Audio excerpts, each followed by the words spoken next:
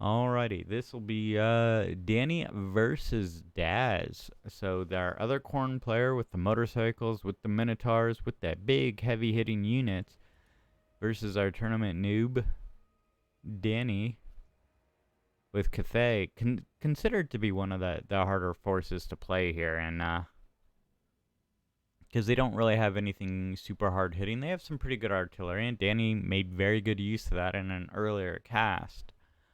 Um, but if you, but just artillery alone without the strategics in your moves to capture the points after you've hit them with the artillery, means it was all for nothing. Once again, I don't know the results of this battle. It didn't even get reported up. They posted the replay. If I looked in the Discord, they probably said who won, maybe, but it did not get reported on challenge. So, this is honest to goodness, no idea how this battle goes. Danny did provide the replay, so we do get to see his side of things. He is spreading out these cannons a little bit this time. I like this. Hey, every game he plays, he's evolving here. So he has one unit of peasant, long spearmen with each one. Given that yin yang harmony, the general is going over this way with just the mass forces over to point 1 at the moment. Where Daz here, we'll fly over here.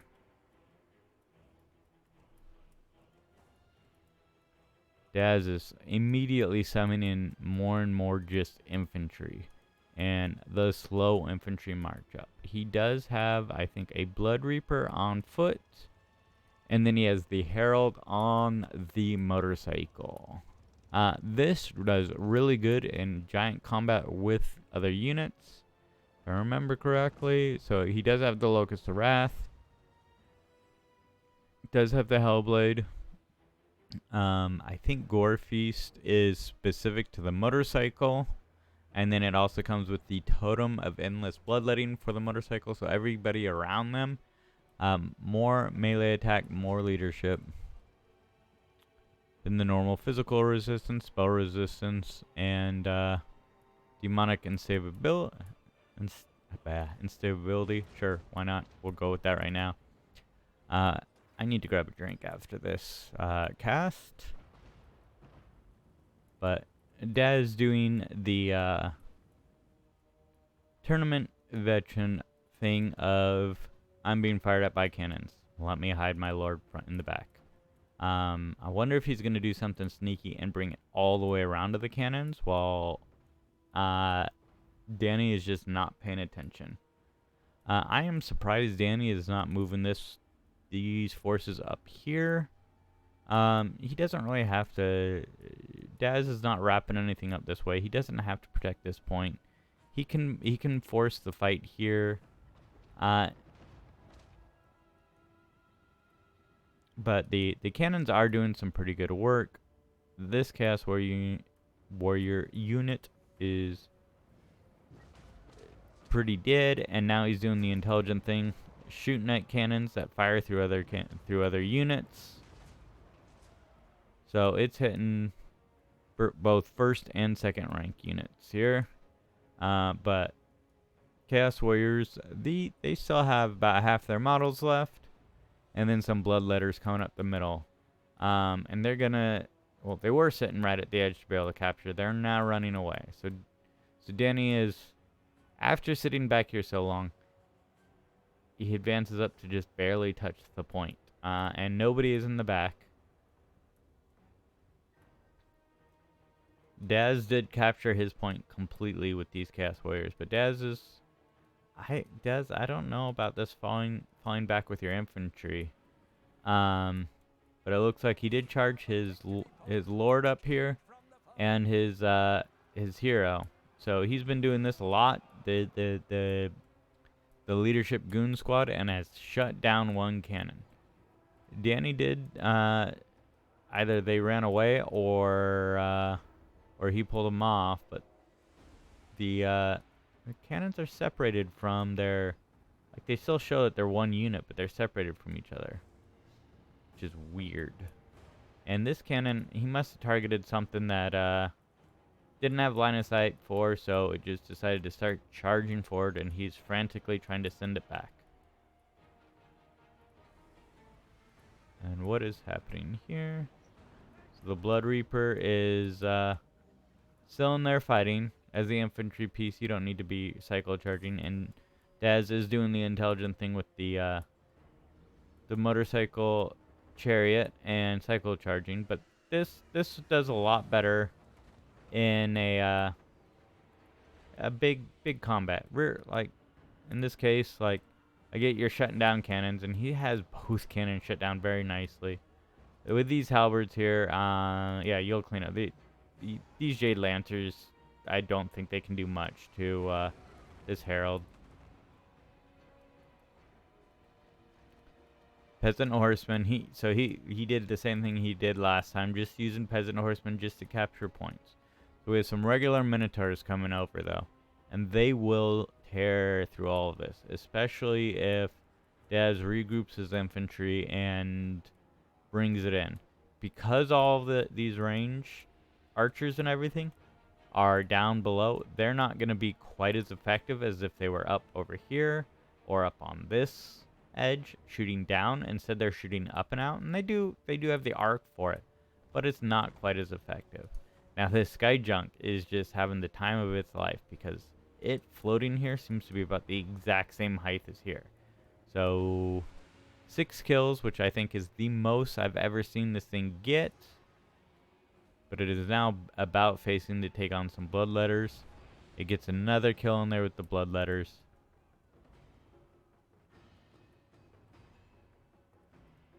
But yeah, this is what Daz wants. Bloodletters down here. The Gorbeast chariots probably need to get out, and then the Minotaurs, and they are just going to feast. The Minotaurs really probably should have just pushed straight through instead of going for these, and got all of this range, because the Peasant Long Spearmen behind them aren't going to do much.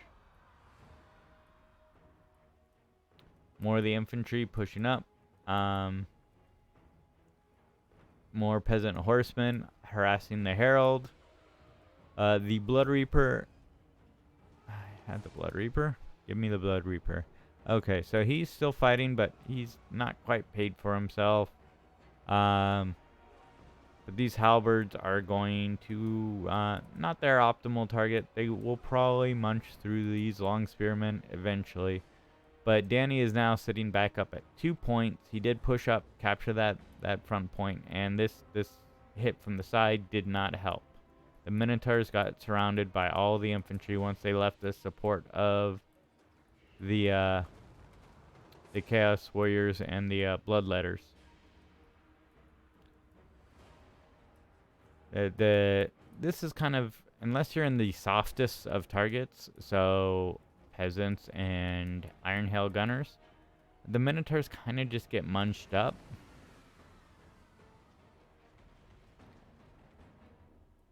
So they either needed to continue fighting with the Bloodletters or charge through this way. It looks like they do have 10 out of 12 of their models. I know when they're in combat, they do have the ability to heal, but this is a suicide charge. Nothing good is going to happen with all this range here. Danny's bringing in more reinforcements. Daz is just throwing stuff. He had these cannons shut down, or that cannon shut down. I don't know where the other one is. He might have fully successfully shut down the other one, but now this is just over and over waves crashing against the shoreline. But the shoreline does not move. And now the general is going to fall. He has lasted quite a while. He got very close to his healing cap on his motorcycle. Chaos Warriors with halberds, more Chaos Warriors. But they're just, they're just going to sit there and keep firing. I did see the Bloodthirster back here. Where did he go? Oh, he's now coming in. And just, I do not get this one part from Daz. Okay, yes, I get. Your halberds. All this kind of stuff can be taken out very easy, or can take out all this close combat stuff very easily. If you're a flying unit, you have all of this range stuff that can't fight back, but instead they're all going to turn around and just... Yeah, everything is just... this is the same as with Kairos. The exact same range contingent is going to turn around, shoot a Bloodthirster, and we just get to watch it evaporate. Leadership down to 20. Lord is down. It's losing currently. It's attacked in flank. Flank's exposed. Damage sustained. Everything's shooting at it. And +1 from other. So it's going to evaporate. Like, there's... So it does look like Danny... not going to call it too soon here, but unless Daz brings in some hounds or something to run up and capture this .1, Danny being ahead by about 1,500 points here. That might be it. He needs 1,300, where Daz needs 2,800, 2,700. It's close. If Daz captured another point right now, it would be very close. Danny would barely win if it was an immediate capture, but it is not going to be an immediate capture. Even with all this infantry here, somehow Grand Cathay is still holding. I think all of these units are just barely here. 2 more units of Jade Warriors just rolling in. This the Sky Junk provides no capture, but shotgun ladies, more of them coming up here, and this is a plane of just loveliness for the Iron Hail. 8. Are they gonna fire? I want to see them fire. Yep, 10, and they make the unit break. Peasants coming in, just he's just sending them this way. I'm guessing he's either gonna try to run all the way around, or he's just trying to distract from somebody getting to .1, getting behind him. It does look like Danny very well may lose the center, because this range contingent is all not on the point. The shotgun ladies and the peasant are... oh, those are actually Jade Lancers. They're actually there a little bit. The Horn of Khorne comes down. These Jade Lancers are not long for this world. Let's see, what are these peasant horsemen doing though? If gotten stuck, in big quotations, on this unit of bloodletters. But 110 points left. I don't think Danny can lose this, even with 1 point lost. There's no way that Daz can capture this point. So this is Danny's second victory. Congratulations, Danny. Daz, like, I know, I know why you don't have some hounds going over here, because you did a heavy infantry army, and yeah, that slog to .3 or .1, whatever that one is for you. That is a difficult slog. I do think Daz, you needed to take out this range contingent here, and you had a couple opportunities. But that just mulched through any unit that got close by. So either you had to take care of that, or you just needed to pull it out of that little canyon. Because he just needed 1 unit on either side to defend it, and that's what he did. So I'm not going to bother to go through this. I guess we can look at the cannons really fast. Almost paid for itself. Almost double paid for itself. Lord, I don't think that paid for itself, but close. Didn't. All got summoned multiple times. This Lord, I don't think has seen the pitch more than like once this entire game.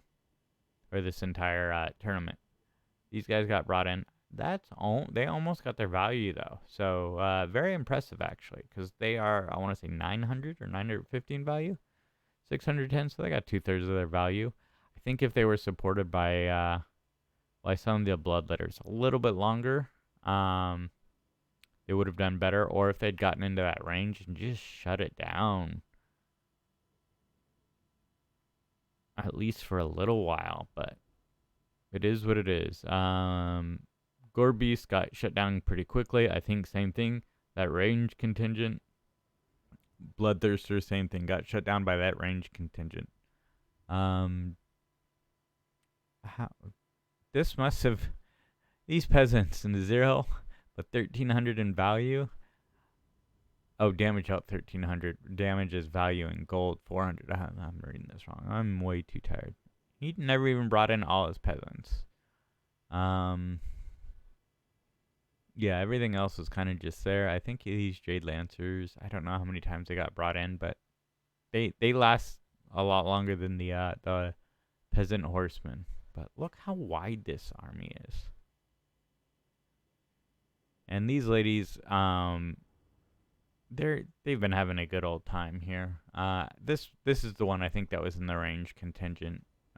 This is the one that was over with the cannons that got kind of just beat up a little bit. They just didn't get as many targets, where this one got all of the targets. So until next time.